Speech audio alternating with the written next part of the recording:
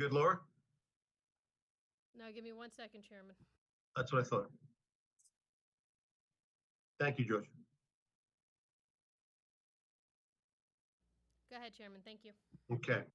The Zoning Board of Adjustment meeting will please come to order. Adequate notice of this meeting was provided in the following ways. Notice published in the Courier News, notice posted on the bulletin board of the municipal building, notice made available to the Township Clerk, notice sent to the Courier News and the Star Ledger. Will the clerk please call the roll? Mr. Weissman? Here. Mr. Tillery? Here. Mr. Patel? Here. Mr. Reggio? Who? Roy, Here. are you here? I don't see Roy. Mr. Blount? Oh, Here. there's Roy. Mr. Haydaka? Here. Mr. Mitterondo? Here. Mr. Ali? Here. And Chairman Cahill. Here. Will everyone please stand for the salute to the flag?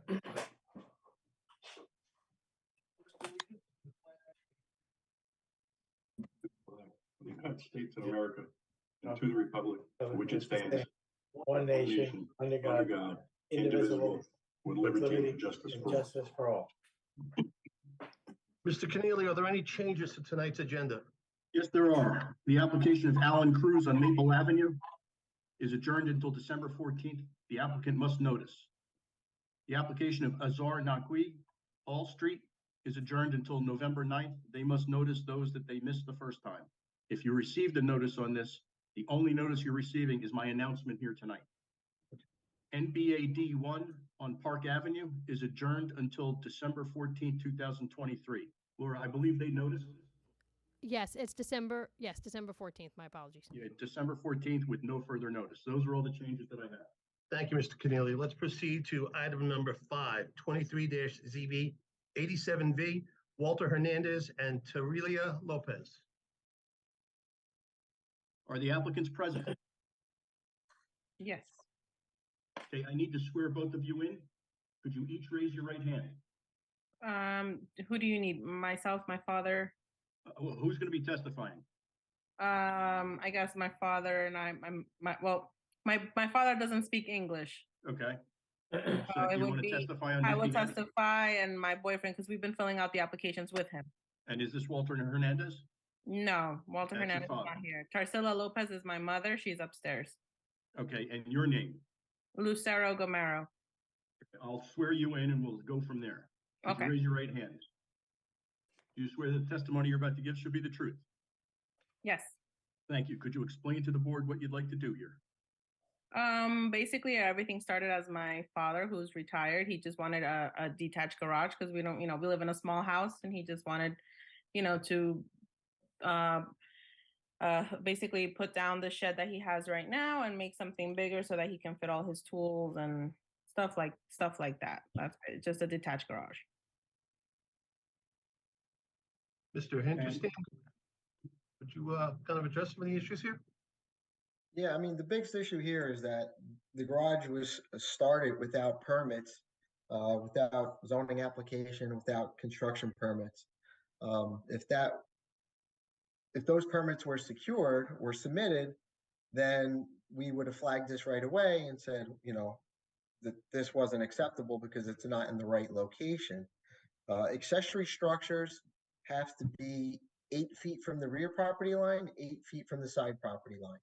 So to just start building it where you wanted it, or because you already had, a pad there, whatever, unfortunately is not, a reason to then ask for a variance to allow it to remain. Again, I mean, the onus is on the resident or the applicant to secure the proper permits. And for that reason, if you do something or, you come into us and say, I want to build the garage in a certain location, we would have then been able to tell you, hey, it's not the right location. The ordinance says that you have to be this distance away from the front, the back, and this has to be the height. And we could have guided you at that point. But because you went and did it, unfortunately, case law, as Mr. Keneally could tell you, the fact that you didn't secure permits and now you're asking sort of for forgiveness because you started building this there, is not really, it's a self-created hardship is what's called in planning. And so you sort of created the hardship that you're in now by starting the construction without the permits.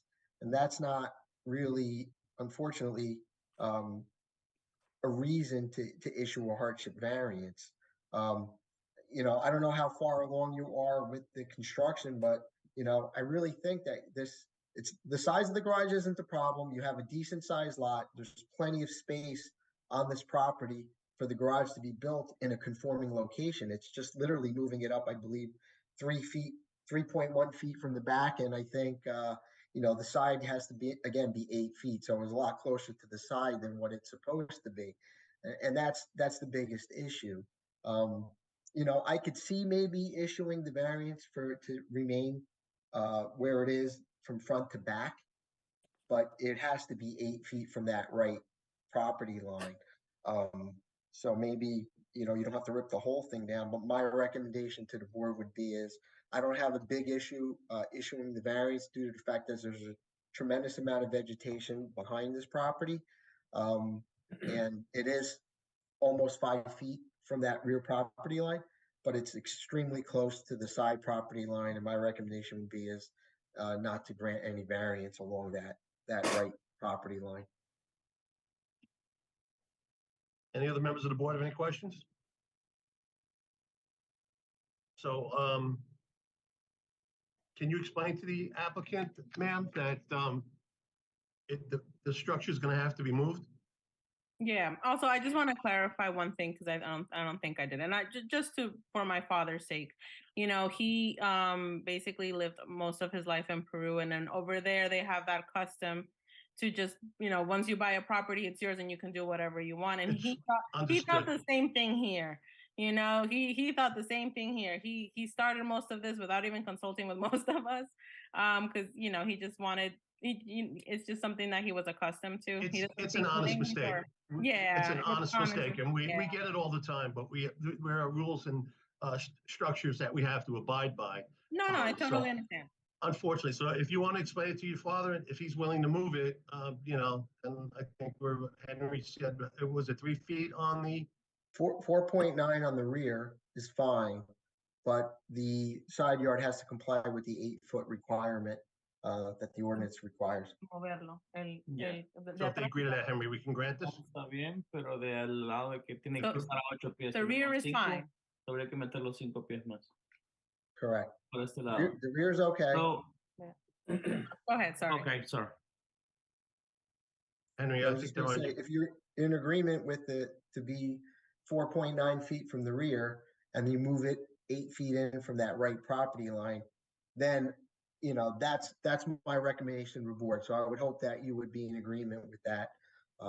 Again, we still have to hear from if there's any public on this and what the rest of the board thinks. But are you in agreement with those conditions?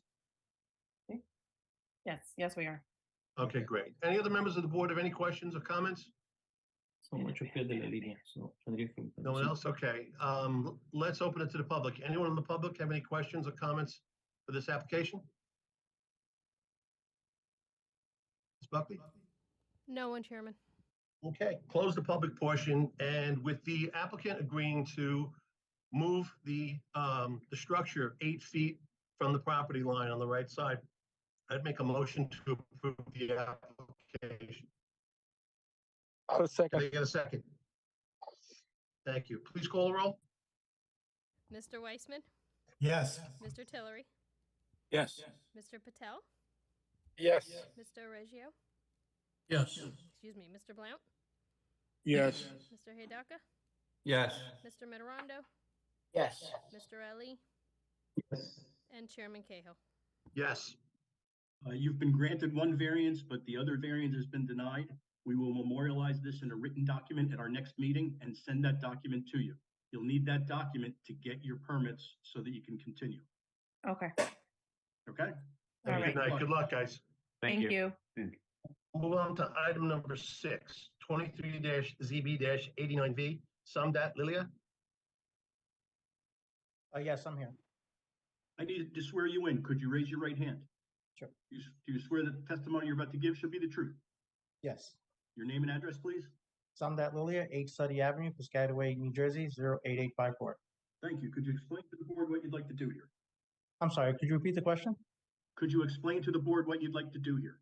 Sure. I have an existing chain link fence, which I would like to have removed and put up a 5-foot semi-private fence to the edge of my home that extends out to Seaward and around the perimeter of my property. So 5-foot semi-private on the Seaward side and the remaining perimeter of the property, 6-foot solid fence. Okay, Mr. Hinterstein, would you please chime in here? Yeah, I mean, again, there's a couple issues here. One is the proposal falls within the site triangle of this corner property, which we don't allow. Then the other issue is that, again, we allow 4-foot 50% solid or chain link fences up to the right-of-way line, but we don't allow any fence larger or more dense than that to be located within the front yard setback. So this fence technically needs to be 40 feet because this is an R20 zone from the property line. Now, although it's an R20 zone, this development wasn't developed to the R20 standards. So I understand that. That being said, the house is approximately 30 feet from the Seaward right-of-way line. And I think the recommendation that I gave is if you want a 5-foot fence, that's the style that you want, I think it needs to be at least half of the setback of the house, which is 15 feet from the property line or 25 feet from the curb face. If you want that solid of a fence at 5-foot height, that'll do two things. One, it's going to pull the fence out of the site triangle, which it is currently as you have it designed. And number two, it opens up that Seward Avenue sort of street corridor. So it's a little bit more of the road is visible down the roadway, especially at a corner, which I think is important. And it also, I think, doesn't pen in your neighbor, give that neighbor that sense of, you know, you're closing him off a little bit to that road visibility. So that's my recommendation. I think it's a good compromise in the sense, again, the ordinance requires, if you want that solid of a fence, it requires it really to be 40 feet in this zone. Again, the house is 30 feet, but again, I think meeting us halfway, I think is a good compromise. And I think it benefits you. And then if you really wanted to, again, I wouldn't even have an issue with it being 6 feet at that setback line if you set it back the 15 feet. And I would just even give you that as another option. That style fence you propose is fine at the 15-foot setback. It could even go up to 6 foot in height. But other than that, that's my recommendation to the board. As you know, we get dozens of these every year. And we always try to look for a compromise, but we usually never allow that fence to be right up against the sidewalk if it's not 4 feet and 50% solid. So if I was to do a 4-foot semi-private PVC, pretty much with the image of the documentation that I provided, would I be able to go up to pretty much the property line, or would I still be restricted to the 15? You'd be restricted because that's not that fence that you're proposing isn't 50% solid. It's Okay. more like 75 to 80%. You know, there's some visibility through there, but it's still not. It doesn't meet that, I think, threshold of being 50%. So even if you were to make it 4 feet, I would say that, you know, maybe you could go 10 feet off the property line versus 15 because you are coming down in height. So I'll leave that up to you, but that's a decision you need to make now because, you know, the board does need an actual dimension for the variance. So if you bring it down a foot and with that style fence, then I don't have an issue with it being 10 feet off the property line, which is 20 feet off the roadway. But again, it's not only that, it's also the back and the rear that the side portions or the front and the rear portion that connect to the side portion, they can't be 6 feet high and solid either. That's still in the front yard setback. So it would be, you know, it's really everything that protrudes out further than the house is technically supposed to be 4 feet and 50% solid because it's in the front yard setback. Okay, the So other you could- option, So I'm you can sorry, make all of that fence 4 feet, okay, up to 10 feet from the property line. Or if you wanted to do 5 feet on that side there and do 6 feet, then my recommendation, or even up to 6 feet, is that it should be 15 feet back from the property line. the other, well, my other third option that I had, while I was thinking was that, if I did a 4-foot chain link fence around the entire perimeter. You could go up to the property line, not in front of it. So a foot off of the property line. Yeah, I mean, Pretty 6 inches. Yeah, you can go as you're close as you fine. want, just don't go over it. Yeah. Okay, so in that case, I would be able to go up to the sewer side, up Correct. to the property line. But also, and I think on the documentation, I had also requested on the study side of it to go up to the edge of my home. Would that still be possible, or is it not possible? We would give you the variance so that you could put a 6-foot solid fence up to the edge of the home. And then the remainder would have to be all chain link. So anything that protrudes further out than your house along Seward Avenue would have to be, the fence that, again, Well, I'm sorry, you're changing this around a lot. It's very difficult on the fly to try to come up with what it is you're looking for. You're asking for the variance. I could give you the variance as modified as I said, and then if you decide that you want to do chain link for the portion that's in the front yard setback, we'll give you the variance as you propose it, with the exception of moving it. And then if you want to change it afterwards, if you put chain link instead of that fence, that complies with the ordinance.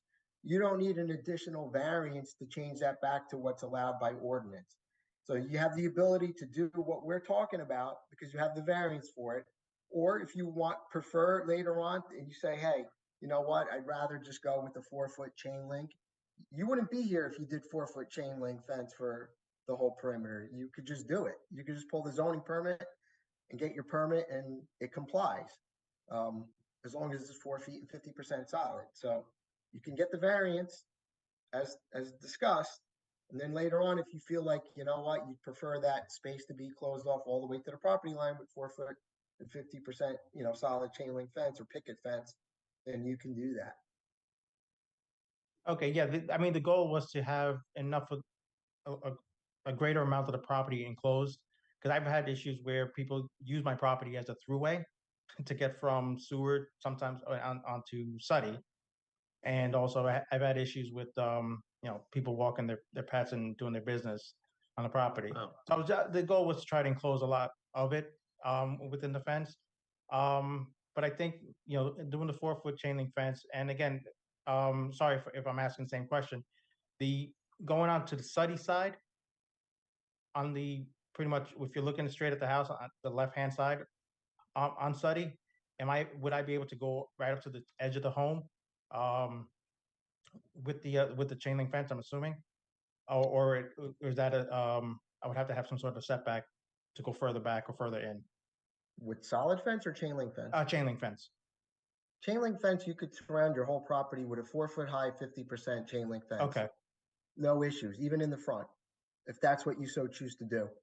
If you're going to go with a solid fence, we would give you the variance to put up to a 6-foot solid fence, even with the front of your house, down the side, along the rear, up to where the side of the house is on Seward Avenue. Then anything beyond that should really be that 5-foot fence that you propose up until 15 feet of the property line, which is what my recommendation was. And then if you want to change anything else and swap anything out for 4-foot, 50% chain link fence, which chain link fence is 50% or greater, you can do that without any issues. You just have to note it on the plan and submit the zoning permit. Okay. So then you can make that decision after the fact, but you'll have the variance and you'll have options. Okay. Fair So enough. would you like to proceed with the 4-foot high solid fence, 10 feet off the property line? No, I would proceed with a 4-foot chain link fence to enclose most of the property. Okay, if that's your choice, then you don't even need to be here before the zoning board. Is that correct, Henry? Correct. I mean, like I said, you wanted to do portion of the property in 5 foot. I mean, in 6 foot solid. Again, you can do that even without a permit, but you just can't go into the front yard setback with any solid fence without the variance. He can do that without a variance, not without a permit. Yeah, but because it's an R20 zone, Jim, it's supposed to be 40 feet. The houses are weird over there. They're like 30s. Because the property was not developed to the R20 standards. So I would say we should just at a minimum give the variance for a 6 foot solid fence along the left side and the rear up to the, even with the house, which basically is About along 30 feet. Suddy, that would be 30 feet. And on seaward along the rear property line, it is same thing really for the most part, 30 feet on both sides. So up until 30 feet of the property line, they could do 6 foot solid if they wish. 15 feet from the property line. Yes, on seaward. Up along that seaward line, it would be 5 foot. As shown on their drawing. It's like a semi-transparent. I don't know what the percentage is, but it's Okay. a 5 foot high, semi-transparent. That would be up to 15 feet from the property line. Mr. Lilia, what would you like to do? And then Sorry? I think that's what they're doing. Chain link? Yeah, chain link. We'll do the chain link, and so I guess we wouldn't need to apply for the variance at this point. The only reason why I did put it in for the privacy was that we were trying our options to see if it was if we could have that approach. However, like I said, we're trying to enclose most of the property as possible within a fence. So I guess to meet the requirements and also to come to the compromise, I guess we can do the 4 foot chain link fence around the entire perimeter. Perfect. Okay. Then In you that don't need case, any you don't variance. need the zoning board to Then we do won't even anything, vote on it. and it seems you're withdrawing your application. Yes. Thank you. Okay. All right. Thank you. Thank you, sir. Good luck with that. Thank you. Let's move on to item number 7, 23-ZB-91V. John Minot. Is Mr. Aye. Minot present? Yes, I'm right here. I need to swear you in. Could you raise your right hand? Do you swear that the testimony you're about to give should be the truth? Yes. Your name and address, please? John Minogue, 1402 Glenwood Drive, Piscataway, New Jersey. Thank you. Mr. Minogue, could you explain to the board what you'd like to do here? I have a pre-existing shed and a pre-existing deck that were installed long before I purchased the house.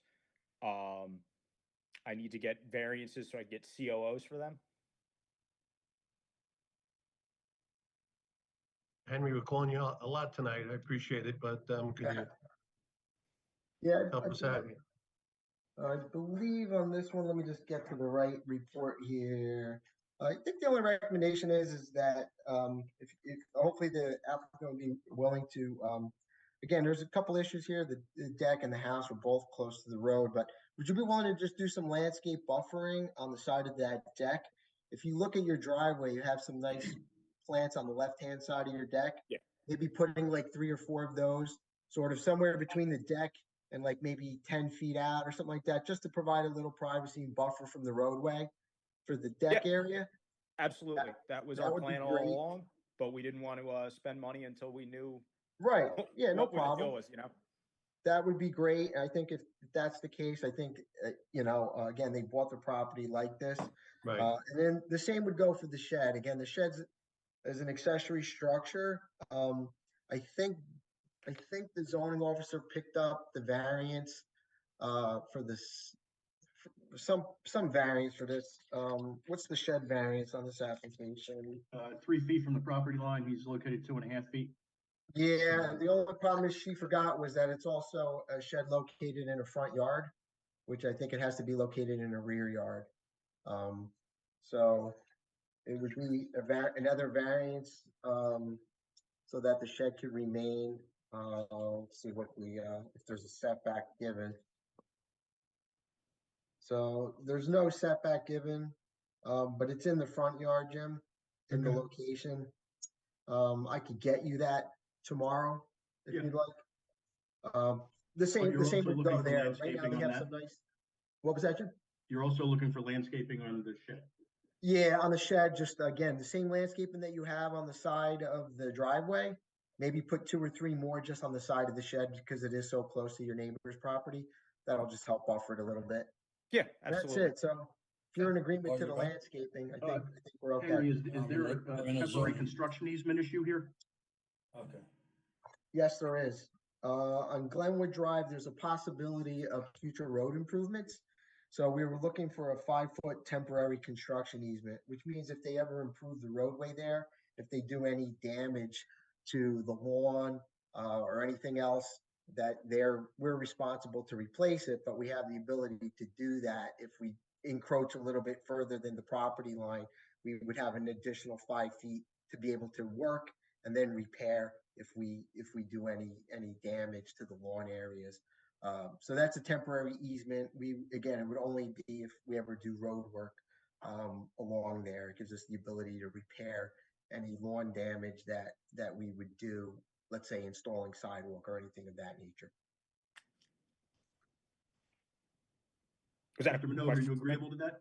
Oh, yeah, and that's 5 feet from the roadway? 5 feet from the property line. So it's actually probably closer to 15 feet.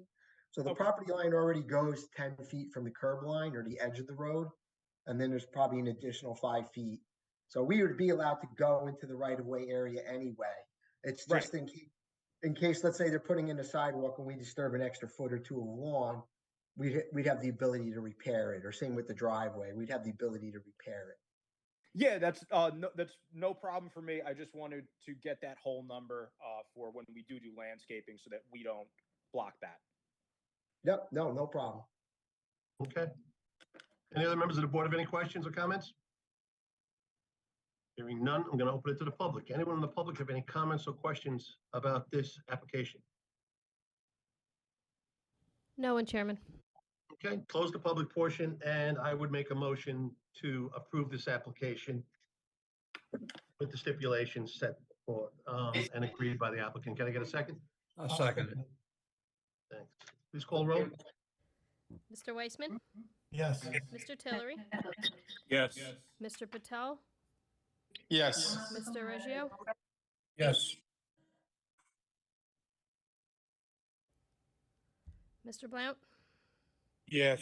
Mr. Hidaka, Yes. Mr. Mitterondo, Yes. Mr. Ali, Yes. and Chairman Cahill. Yes. Mr. Minogue, your application has been granted. We will memorialize it in a written document at our next meeting and send a copy of that document to you. Thank you, sir. Thank you very much. Have a Good good luck. night, Mr. Minot. Good night. Let's move on to item number 8, 23-ZB-88V, Mohammed Ilashri. Yes. Mr. Alashri, I need to swear you in. Could you raise your right hand? Do you swear the testimony you're about to give should be the truth? Yes, sir. Your name and address, please? Muhammad Al-Ashri, 413 Lodge Street, Piscataway. Thank you. Could you explain to the board what you're doing here? Yeah, this is the second time I come to the variance because the first time I have the addition to make it in my house, and I take it the approval. But now I have an issue with the front step, and the approval I have it for the 3 step going back to 18 feet. But when I try to finish the house, I can move it the step to make it like back 18 feet because I have the height from the land to the finished floor 47 inch. So that you mean you have to be 5 step to go in entrance to the house. So that's why I can going back like the approval. Henry, wasn't that part of the stipulation the last time he was here that? Yeah, so the problem here is they came before this board previously. I forget the exact date. It looks like it was in 2021 to do a two-story July 21. addition, to do a 2-story addition on the property. At that point, their plans showed the stairs being moved back so that the front yard setback to the steps would be improved, which is maybe one of the reasons that you approved the other variances that existed, pre-existing variance that existed as part of the application. So both the architectural plans showed a staircase that was redone, and it also showed a engineer plan that showed that same staircase being, I believe it was 18 feet from the property line. And again, that's what was approved as it was represented to the board. And again, and I think that was done because the landing was shortened and maybe they limited a step. I don't know how. I don't know how he make it, because when you measure, but the unfortunate thing is it was shown on the plan, and that's what you represented to the board. yeah, I know. That's why I just refinish it all the step and I keep it the same way. I can make But it you because didn't I come don't- to us and say, hey, there's a problem as you were building it. Unfortunately, you did it, and now you're trying to get your CO and you come back. So the proper sort of order to do that would have been is I have an issue. This is impossible to do, and then you come back.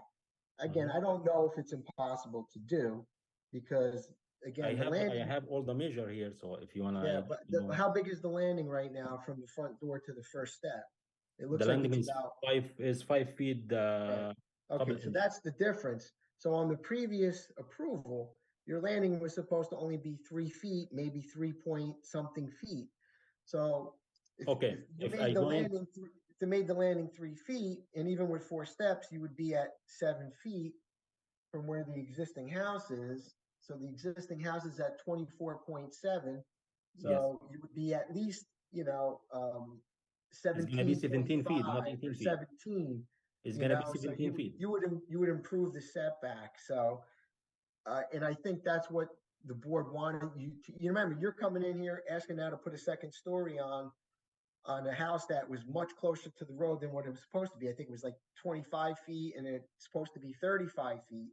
So they said, fine, but improve your front yard setback in some manner, which you did by showing us the steps in that particular.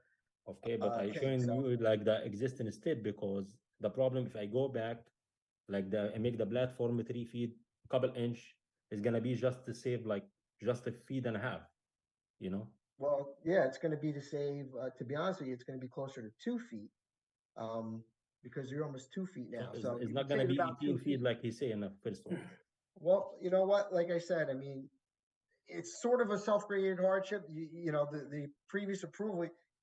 I mean, I'll let Mr. Keneally talk to that fact. You can't represent something to the board, get an approval, and then come back to this board and say, oh, I made a mistake, but you built it already. I don't know what to tell you. It's really up to the board. I'll leave it in the board's hand.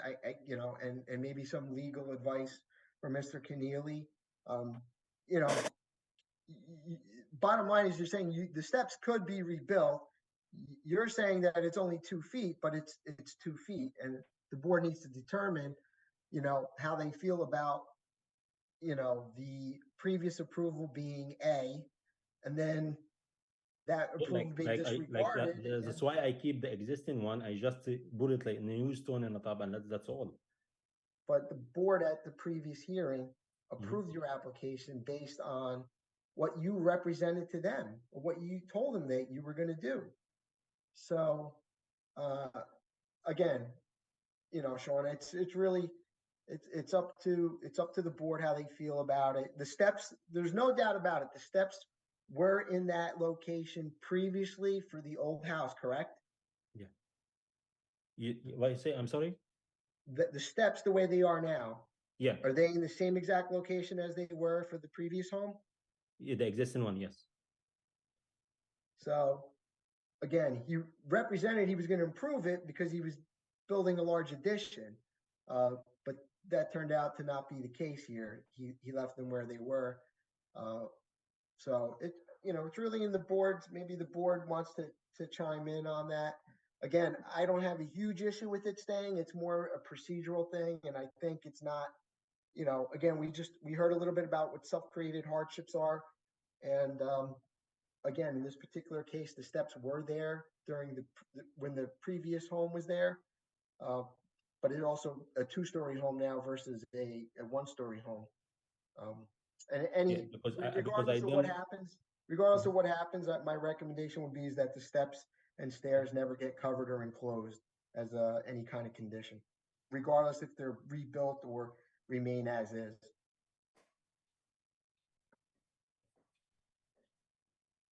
Is that okay, Mr. Lashri? I'm sorry. What? The steps would never be enclosed or capped in.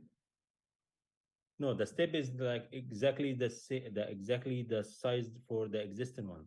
I never, when I buy the house, is the same size exactly. I don't do it. I just rebuilt the step.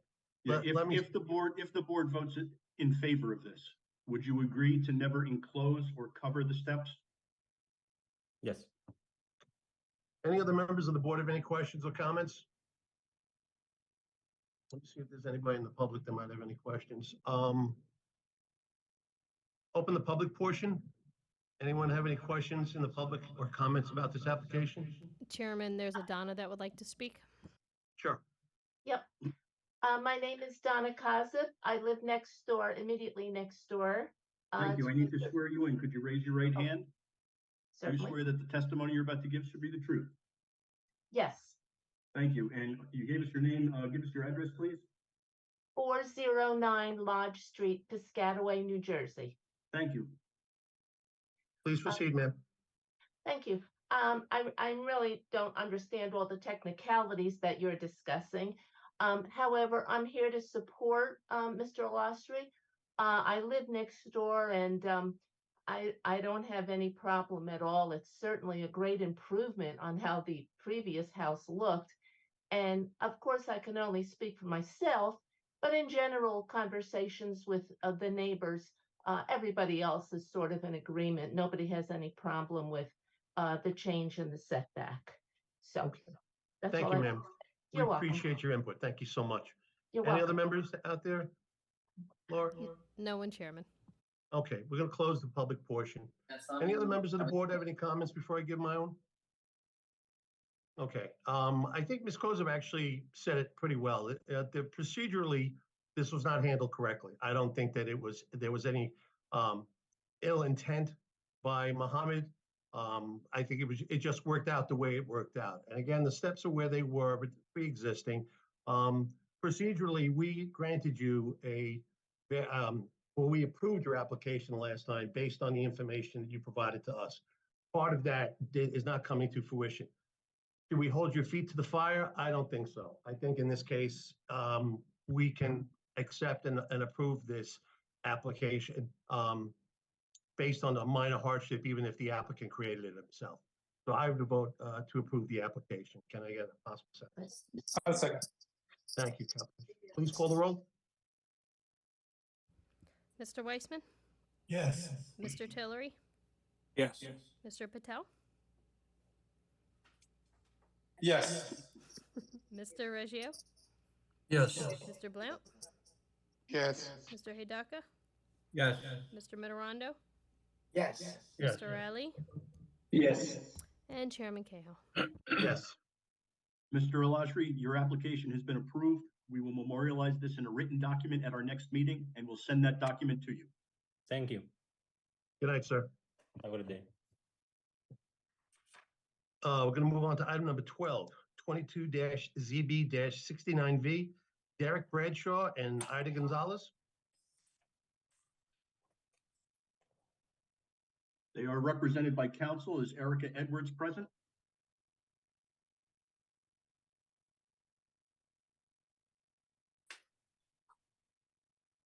Do we see any of the applicants or the attorney? No, we do not. You want to do the, was it discussion? No, Yeah, we have their two discussion counsel, items. Chairman, their counsel had emailed me. She was under the impression, because they have a violation, the judge gave them to December for the meeting, but they have to be done by December. I emailed her back, but she still didn't come on the meeting, so I believe we should just put them on for the November meeting. But no further Fair enough. notice. Fair enough. Yes, Let's do anybody it. here on, what's the date of the November meeting, Laura? November 9th. Anybody here on the application of Derek Bradshaw and Ada Gonzalez, 1500 Quincy Street, That's going to be carried to November 9th with no further notice by the applicant.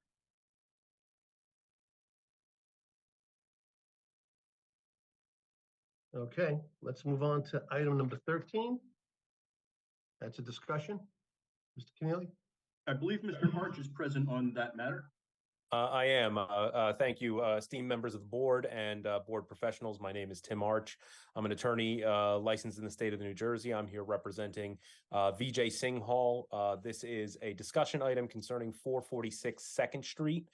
You may remember, Mr. Singhal, we were here, I believe it was last year, asking for an approval for a single family home. You may recall Mr. Singhal has a handicapped daughter who is wheelchair bound, has a very serious condition, and this home was designed to accommodate her needs in mind. And you were gracious enough to grant the required variances to construct the home.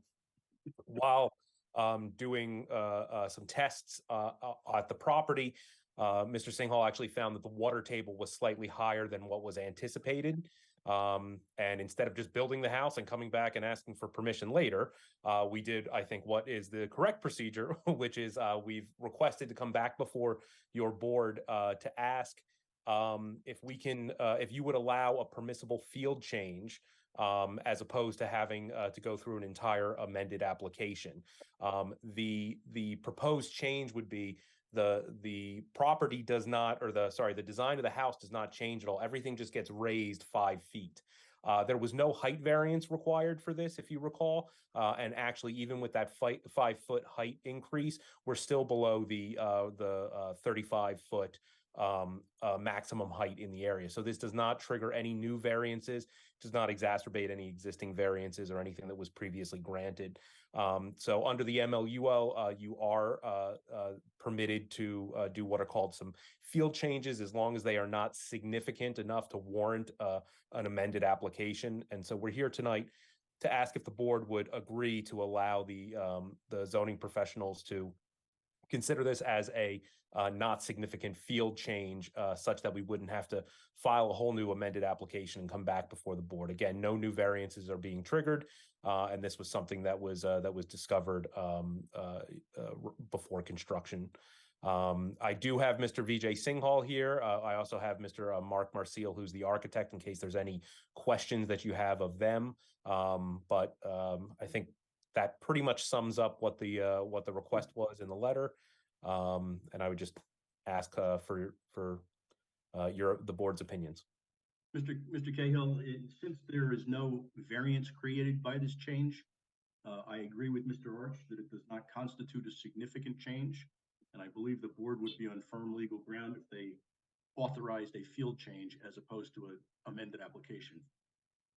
I agree. And unlike previous applicants or a lot of other residents, I like the fact that they did not build and then come back later and say, oh, this was a mistake, or they're doing it the right way by coming before construction starts, telling them that there's a glitch in the system. And I honestly believe the same thing, that we could grant this field change. Does any other members of the board have any questions or comments? Well, I just have a couple. Mr. Oh, Keneally, Ed. I don't know if anything's changed. This was an undersized lot. And so when it's an undersized lot and you're over on coverage and the height offered, I think, goes to the fact that it's an undersized lot. I think everything sort of is in play. And, when you have 2 modest homes on each side, a ranch on each side of this home, I think the height, even though it's not a variance, was offered sort of in conjunction with the undersized nature of the lot. Again, whether that's significant or not, I think that's up for debate. I think, again, due to the fact that this was an undersized lot, that they're over on coverage, I feel that the height, although not creating a new variance, is important and may have an impact on the neighboring property. So I sort of differ in that opinion. I'll leave that to you to determine. The other thing is we were given a letter and a floor plan. The floor plan has no basement floor elevation. It has no site plan to go along with this. It just says we're raising it 5 feet. Okay. I don't even know what the height of the basement is. Maybe there's a 10-foot ceiling in that basement. That's not needed. So, I understand, you know, you categorize this as a walkout basement, but the plans don't show any access to the basement from the exterior of this house. So it's not a walkout basement, and it's not, there's a lift in the back of the house. So whether or not there's a basement or no basement has nothing to do with access to this house, because the access is on the first floor. Again, the plan showed previously 4,000 square feet, the home. Now it's showing 6,200 square feet. Previously, the volume was 62,000 cubic feet. Now the volume is 51,000 cubic feet. So I don't know how the square footage went up to 6222. Maybe they'd include the basement previously. And now the volume is, it looks like I believe it's the volume, right? Volume of the new structure went down 11,000 feet. So again, if you feel like this is a technical change, that's fine. I just don't feel like we have enough information to determine what that height should be. So to just blanketly say it should, you know, we're going to prove it at 32 feet. I just don't think we have enough information to make that determination. Because to be honest with you, if you have this as a 9-foot ceiling in the basement, I wholeheartedly disagree with the fact that a 9-foot basement ceiling height is needed. You know, definitely a smaller basement height then would be, I think, appropriate here when you're talking about, you know, trying to accommodate this home, which is again oversized for the undersized lot.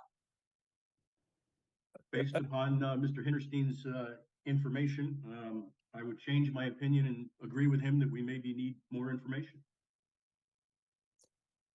I would just add that I know Mr. Hinterstein indicated that there's no new site plan.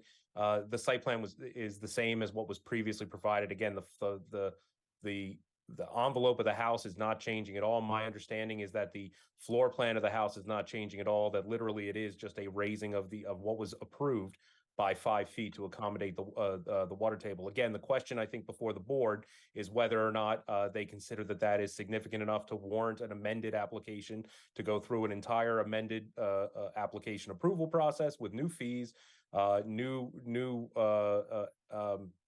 submissions, and quite frankly, to put this into what I would imagine would be the next year and delay construction of this what is essentially all approved as with the exception of a 5-foot difference. And I understand, and I know Mr. Hinterstein had his concerns about the size of the house and the coverage at the time of the original application and voiced those concerns at that time.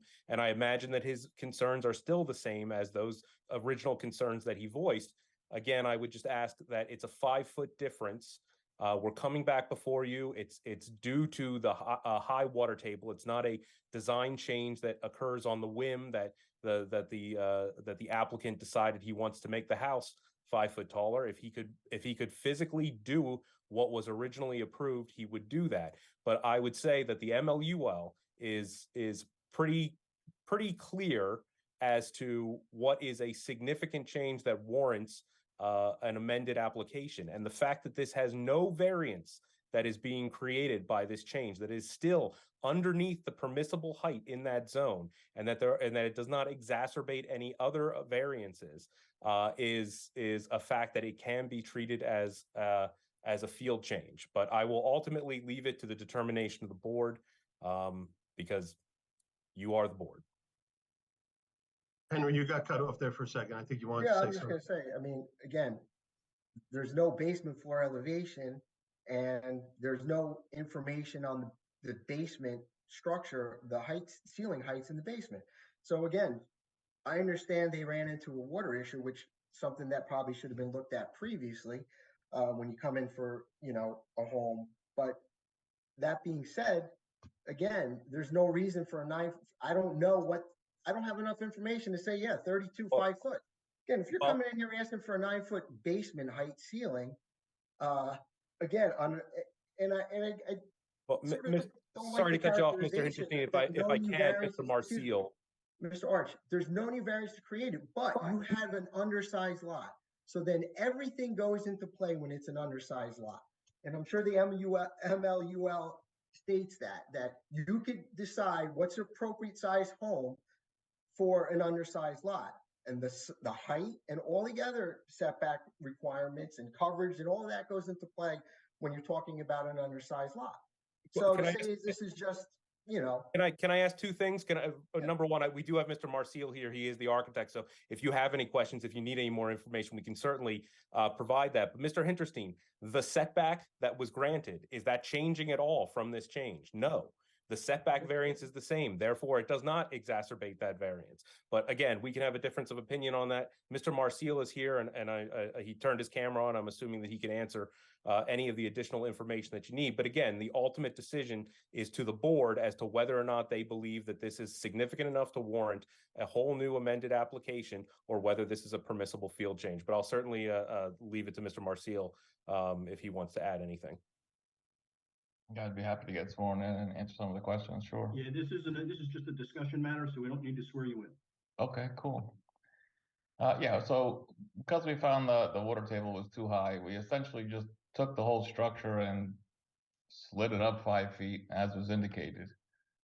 The reason that the square footage increased is because when a first floor is more than, it's really just a semantics kind of a code issue. When a first floor is more than 6 feet above grade for more than 50% of the perimeter, the floor below it becomes a story. So from a code perspective, the basement becomes a story as defined by the building code. It's not a township code issue, it's a building code issue. So No, to I be think it is a technically township. accurate, I had Mr. to add the basement square, I had to add the basement square footage to the square footage of the house for that reason, where if the house were still sunken in the ground, the basement wouldn't count as heated floor area from a building code perspective, which is why the square footage increased. The square footage of the house with the basement in the previous application was exactly the same. Again, the basement just didn't count because it was below grade. Mr. Marcel, The proposed slab is 1'6" below grade, where previously it was, I think, 6 foot or 7 feet below grade. What's the grade currently? The proposed basement slab is now roughly 1.5 feet below grade. 1.5 feet below grade. And that's because that's as low as we can go in order to stay above the mean high water table. We're not allowed to go lower. What's the height of the basement? 9 feet. It's no longer a basement. It's actually the first floor. Okay, so this is a 3.5-story house now, correct? It's a 3-story house. It's a 3-story house. Our ordinance only allows for 2.5 stories and 35 feet. So if you're over 2.5 stories, that would be a new variance. We are over 2.5 stories. This is now technically a 3-story house. So, Mr. So a Keneally, variance is necessary. a variance is necessary. And again, a 9-foot ceiling, I don't think is required in a basement. I think an 8-foot ceiling would suffice. No longer a basement. It's a first floor. Okay, all right. I think either way, I think that question is answered. I think a new variance is being created.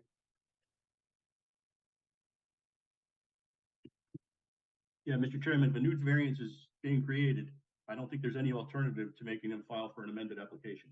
Yeah, I agree. Let's put it to anyone on the board have any questions or comments? None? I agree. I think we're gonna have to amend it. Understood.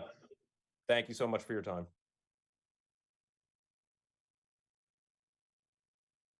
Let's move on to item number 14. Still Mr. Arch?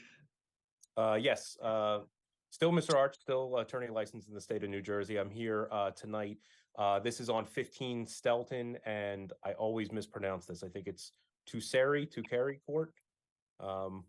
And this was an application that was done back in, I believe it was 2018, under Laporta Builders it was an approved project that had two components. There was a residential component, which was the court area with I believe it was 9 single-family homes, and then there was also a 15-unit apartment portion of that as well. After that approval was granted, the single-family home portion of that was sold to my client And Mr. Emmett, I believe, is here if you have any questions for him. Because everything was approved holistically under one application, there are certain bonding requirements that were tied to the entire project as a whole, even though now it has two separate ownership and really on two separate tracks for full completion. Some of the single-family residential homes are completed and actually are occupied under temporary or under TCOs. And so what we'd like to ask the board is to give the zoning department the ability to use their discretion to decouple the single-family home portions on the court section from the 15-unit apartment section. They're on two completely different lots, and only for the purposes of bonding and certificates of occupancy. Just so that the zoning professionals can use their discretion to say that because, for example, a public improvement that only affects the apartment lot isn't completed, that should hold up a CO being granted for the single family portion of it.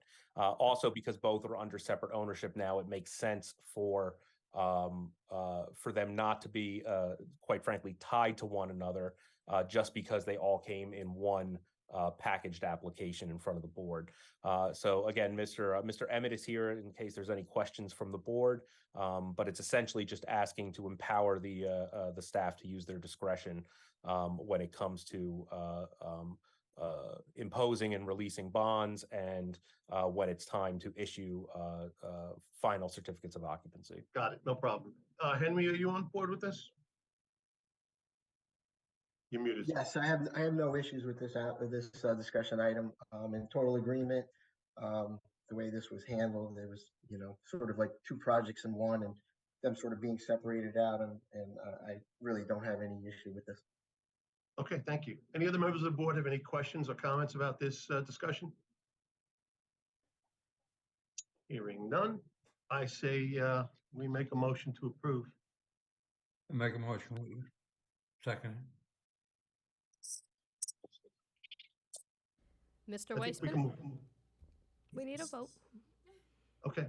Thank you. Mr. I was Weissman, gonna do yay or nay, that's all. Yes, again. Mr. Tillery, Yes. Mr. Patel, Yes. Mr. Reggio. There's Roy. Mr. Blount, Yes. Mr. Hidaka, Yes. Mr. Mitterondo, Yes. Mr. Ali, Yes. and Chairman Cahill. Yes. Let's Thank move you. on to item. You're welcome. Good night. Let's move on to item number 15, adoption of resolutions from the regular meeting of October 12th, 2023. First resolution is packet limb, which you voted to approve. Tillery, Yes. Mr. Patel, Yes. Mr. Oreggio, Yes. Mr. Blunt, Yes. Mr. Mitterondo, Yes. Mr. Ali, Yes. Chairman Cahill. Yes. Josh Jaramillo, which you voted to approve. Tillery, Yes. Mr. Patel, Yes. Mr. Oreggio, Yes. Mr. Blunt, Yes. Mr. Mitterondo, Yes. Mr. Ali, Yes. Chairman Cahill. Yes. Rafael Santiago, which you voted to approve. Mr. Tillery, Yes. Mr. Patel, Yes. Mr. Oreggio, Yes. Mr. Blunt, Yes. Mr. Mitterondo, Yes. Mr. Ali, Yes. Chairman Cahill. Yes. Next was the temporary use permit for guest room events and expo center, which you voted to approve. Mr. Tillery, Yes. Mr. Patel, Yes. Mr. Oreggio, Yes. Mr. Blunt, Yes. Mr. Mitterondo, Yes. Mr. Ali, Yes. Chairman Cahill. Yes. T-Mobile Northeast, this was a site plan exemption, which you voted to approve. Mr. Tillery, Yes. Mr. Patel, Yes. Mr. Oreggio, Yes. Mr. Blunt, Yes. Mr. Mitterondo, Yes. Mr. Ali, Yes. Chairman Cahill. Yes. Next is PWI Chicken Restaurant, New Jersey, which you voted to approve for the Bojangles. Mr. Tillery, Yes. Mr. Patel, Yes. Mr. Oreggio, Yes. Mr. Blunt, Yes. Mr. Mitterondo, Yes. Mr. Ali, Yes. Chairman Cahill. Yes. Okay, next we have a resolution of withdrawal for 11th Street Property Partnership. I would need a motion and a second and a roll call vote on that this evening. Make a motion to withdraw? I'll Can I get a second. Mr. Weissman, Yes. Mr. Tillery, Yes. Mr. Patel, Yes. Mr. Reggio, Yes. Mr. Blount, Yes. Mr. Haydaka, Yes. Mr. Mitarondo, Yes. Mr. Ali, Yes. and Chairman Cahill. Yes. Meeting is TR 11900 New Brunswick Avenue. This was approved on September 28th. Mr. Weissman, Yes. Mr. Tillery, Yes. Mr. Blunt, Yes. Mr. Heyduka, Yes. Mr. Mitarondo, Yes. Mr. Ali, Yes. Chairman Cahill. Yes. Those are all the resolutions this evening. Thank you, sir. Item number 16, adoption of minutes from the regular meeting of October 12th, 2023. All in favor, say aye. Aye. Aye. Item number 17, adjournment. All in favor, say aye. Aye. Aye. Henry gets combat pay for tonight. What was that? I said you get combat pay for tonight. You took it on the chin. Thank you for all your dedication and hard work. I love you guys. You're great. Take care. Thanks a lot. See you in November. Thank Good night, everyone. Good night, everyone.